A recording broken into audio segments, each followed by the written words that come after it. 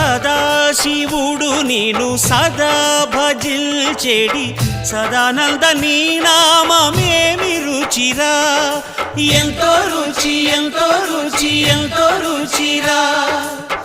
అరయ భద్రాచల శ్రీరామదాసుని ఏలిన నీ నామమేమి రుచిరా, శ్రీరామ